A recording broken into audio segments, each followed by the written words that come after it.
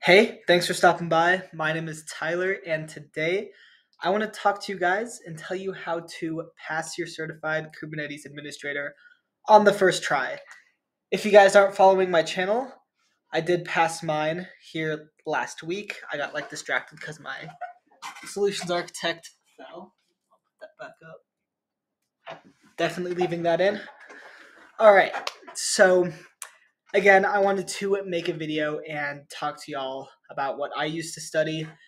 I feel like I have a pretty bulletproof study strategy for this exam put together. I didn't have any Kubernetes experience before this. I didn't have any Docker experience before this. I had incredibly minimal Linux experience before this. So I feel like I'm a good test case of what you need to do to pass the CKA with absolutely zero experience. So, little bit about kind of the path I took. I like to be incredibly thorough with the way I study for my exams. I don't like to just try to gun it to the exam as fast as I can and just pass with the lowest score possible and pass it as fast as I can. I like to slow down a little bit and make sure I'm really retaining the material. And for something like Kubernetes, that can take quite a bit of review and practice. So let's get into it. Before we start, I do want to mention it took me, I think, between 5 and 6 months to pass mine. So let's go. So the very first thing I used to study for the CKA was Zil Vora's course on Udemy. This course was good. It wasn't an awful course. However, it is not the course I would recommend. It's very fast paced and kind of assumes that you know certain things. And for someone like myself that's just starting Kubernetes, it was a little bit hard to follow, and sometimes the explanations were just not as nitty gritty as I would have hoped they would be. I think that's just because the course is designed a little bit more for people with maybe a little bit more Linux experience or a little bit more Docker experience. So, good course. I didn't make it all the way through. I wouldn't say it was a waste of time, though. It was definitely a good kind of first thing to watch. If I had to go back and do it again, I don't think I actually would include that in my study plan, but I think it's worth watching. It's like $10 on Udemy, so if you're just looking for something extra to do, by all means, I would say go for it. Now, the second course I chose to go through, I actually do highly recommend. This was Mumshad Munambets. I think I'm pronouncing that correctly. His course on Udemy/CodeCloud is kind of split. The labs are on CodeCloud, but his actual videos are on Udemy.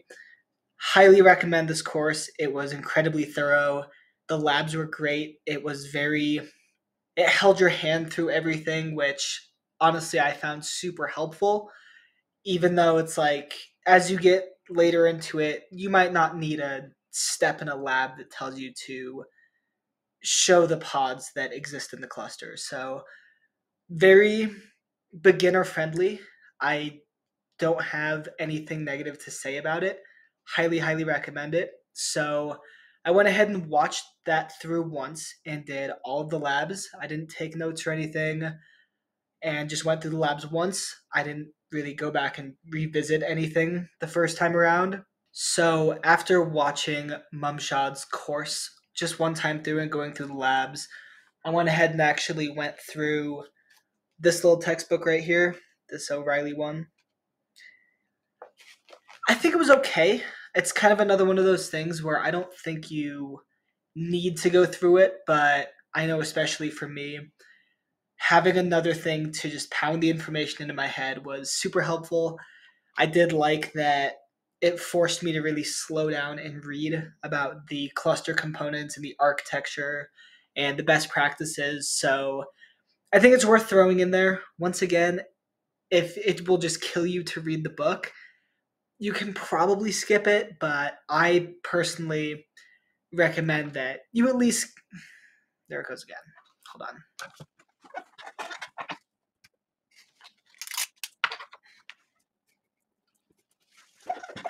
Okay, crisis averted. I would recommend that you at least go through the book once. I think it is definitely good practice. Once again, it's just another median of cramming all the Kubernetes information into your head so you can make sure you pass the exam on the first try. So, read through this. Once again, didn't really take any notes, just kind of read through it. Nothing too crazy. Now, after reading through that O'Reilly book, I actually went ahead and went back to Mumshad's course and watched through the entire thing again and did every single lab again. Not the practice exams at the end. I still have not done those at this point in my studies. Well, I do them later, but after, when I'm watching it through the second time in the past, I haven't looked at any practice tests yet. But I went through the course again, did all of the labs again, and actually took like 50-ish pages of notes on his entire course. These notes weren't, I didn't really go back and read them, weirdly enough. I just think it's good practice to go through the course and make yourself slow down and explain these topics in your own words. So it just does a really good job at forcing you to focus on the small things that maybe just watching the course you might kind of brush over. So I highly recommend that as just an extra little precaution. Once again, if you're one of those people that can just watch a course and remember everything instantly, that's awesome. You might not need to do this. Like I said, my entire study plan is a little bit overkill, but it's overkill for a reason. It's because I had no idea about anything Kubernetes, Docker, very little Linux when I started, so I really wanted to be super thorough. So once again, notes on Mumshad's course, highly recommend. If you're smarter than me, which a lot of people are, I mean, I have to go through these things like 15 times for it to stick. So some of y'all might not need to do that, but if you really want to be sure, I'd say do it. Okay, so now we're kind of getting to the meat and potatoes of things. So all of this took me probably maybe 3.5, 4 months to get through. It was a lot of reading and a lot of watching videos and a lot of labs. But just now is when I'm starting to take practice tests. And the reason I like to wait to take practice tests until I've already done so much studying is because you can only see the questions for the first time so many times, you know? Well, I guess once. But I think it's super valuable to be able to go into a practice exam and know just a little bit. Like, you don't have to nail the practice exam 100%. That's why they're practice exams. They're there for you to make mistakes and to learn from them. But I still think it's a good practice to not just jump straight into the practice exams, because then after a certain amount of time, you'll just be getting 100% on your practice exams because you kind of memorize the answers. So I like to wait until kind of the tail end of my studies to really start going crazy on the practice tests. So that's what I did in this case. And the first practice tests I did were Mumshad's practice tests. I started with the 3 included in his Udemy course. And if you guys didn't know, I don't actually see a lot about this online, but on his Code Cloud account, he actually has another course. It's like $30 or something. That's another 10 whole practice tests where, I mean, there's like easily 100 unique questions in there, and they're all very high quality. So definitely recommend getting that like $30 set of practice tests. The one slightly negative thing I have to say about them is sometimes the grading messes up. Like, there were a couple questions where you could have the question all the way correct, and for whatever reason, the way it's grading it, it will not mark it as correct. And yes, I like quadruple checked my answers. Like, there's one question in there where basically your I think it's the scheduler keeps crashing, and it's because a health check is pointing to the wrong port. So every 15 minutes, the component will drop and go back up. So it's just changing a port on a health check. and you can change that port and everything will be stable, but for whatever reason it will still count it as wrong, and the solution says that changing the port is the correct solution. Not really a big deal. It's not super common to run into questions like that, but they do exist, so small warning on there. Another thing is it doesn't calculate any sort of partial credit.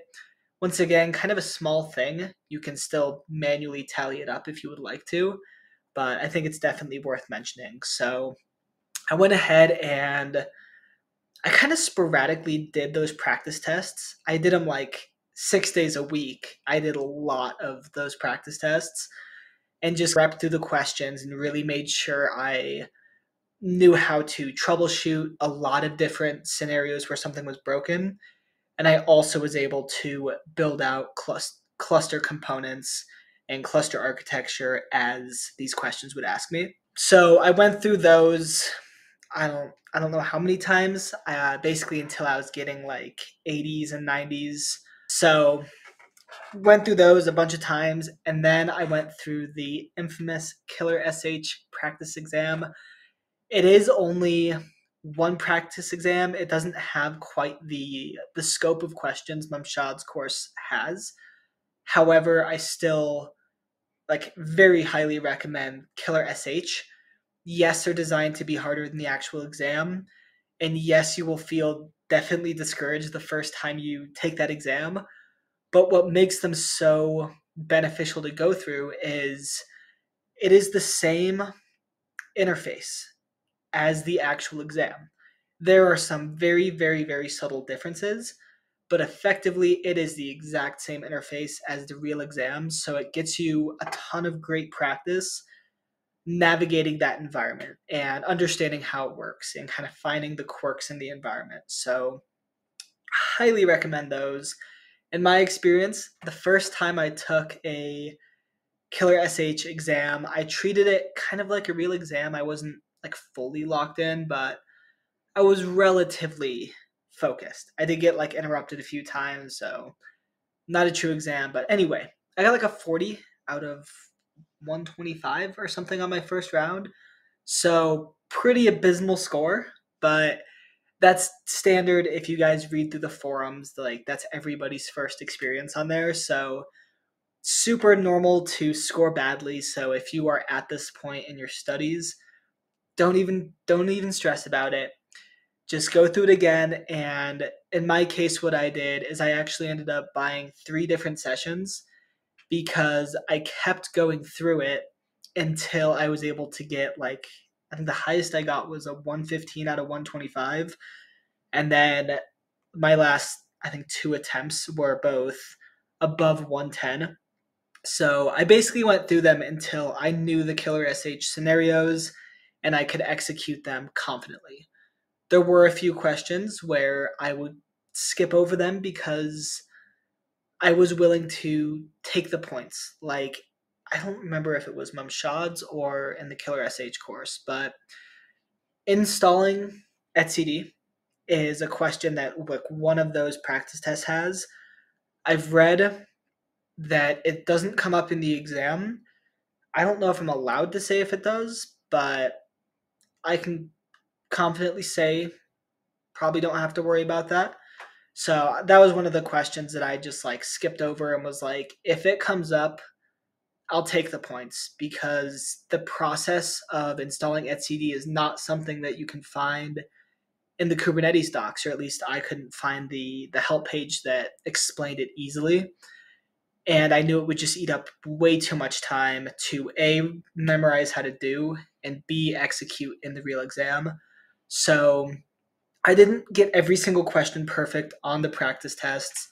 However, I did pretty much have all of the questions down in both Mumshad's course or practice tests, as well as Killer SH.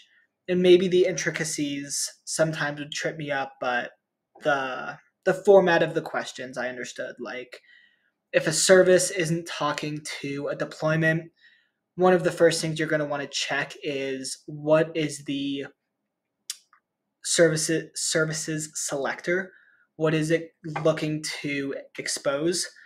Huge one there. Another huge one is ports. And I found as you just go through these scenarios, you start to develop a pattern when you see certain kinds of questions that allows you to just solve them really quickly. You know what to look for, you know the things that could be causing something to fail. So, practice tests, absolute must. Killer SH and Mumshads are, bar none, the best ones out there.